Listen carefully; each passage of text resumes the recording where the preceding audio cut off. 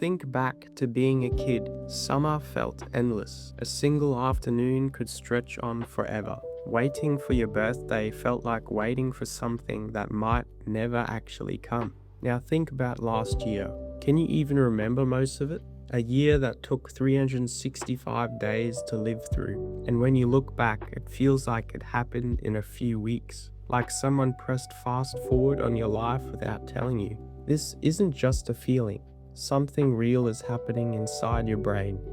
And once you understand what it actually is, you'll never experience time the same way again. Here's the first thing you need to understand. Your brain doesn't experience time the same way a clock measures it.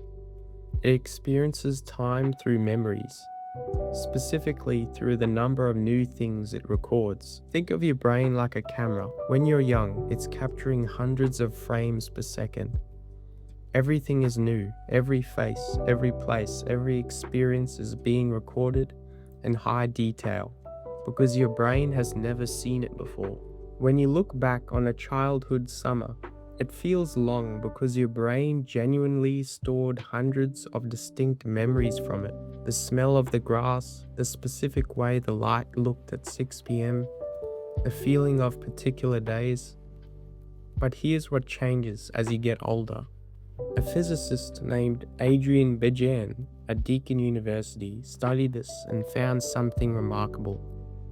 As we age, the neural networks in our brains become larger and more complex. Electrical signals have further to travel, and so the brain starts processing fewer frames per second. You are literally perceiving fewer moments of your own life. The same hour that felt endless at age 8, your brain is now recording in a fraction of the detail. And when you look back, there's almost nothing there. So it feels like it barely happened at all. But the brain's processing speed is only part of the answer. There's something you're doing every single day that's making it dramatically worse. Routine. When you were a child, almost everything was new. New teachers, new friends, new skills, new places, new feelings you've never had before.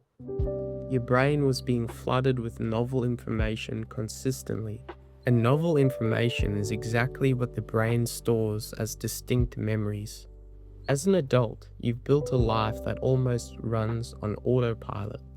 You wake up in the same place, follow the same routine, eat similar food, talk to the same people, drive the same roads, and your brain, which only bothers storing things that are new, starts treating your days as one long repeating event. Think about your commute. You've driven that road hundreds of times. Can you remember last Tuesday's commute specifically?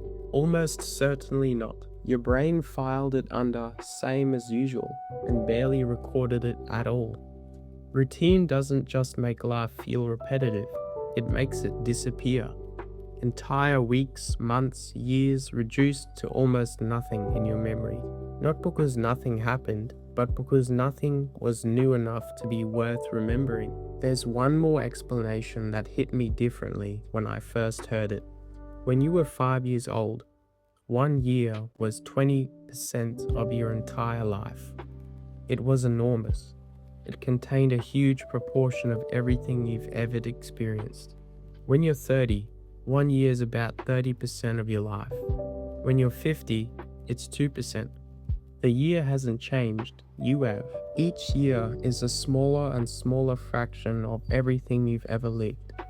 So of course it feels shorter. You're measuring it against an ever-growing life. A year at 50 is to a 50-year-old what a week was to a 5-year-old. That's not poetic, that's just the math of how long you've been alive.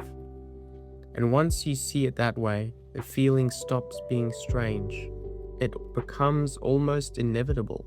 So if all this is real, and it is, the question becomes, is there anything you can actually do about it? And the answer, genuinely, is yes, but not in the way most people expect. The research points to one consistent answer across all three explanations: novelty. New experiences force your brain to pay attention. They generate distinct memories. They break the autopilot. And when you look back on a period of your life that was full of new things, new places, new challenges, new people, it feels longer, richer, more real. But here's the part nobody tells you. It doesn't have to be dramatic. You don't need to quit your job and travel the world. Research from the University of Michigan found that even small disruptions to routine, a different routine, a new hobby, a conversation with a stranger, are enough to make the brain start recording again. The goal isn't to make your life more exciting, it's to make it harder for your brain to ignore. Because a life your brain bothers to record is a life that actually feels lived. So here's where I'll leave you, not with advice, just with a question worth sitting with. When you look back on this year, really look back, how much of it will your brain actually have recorded? How many weeks will have disappeared into routine, into autopilot, into days that felt busy but left nothing behind?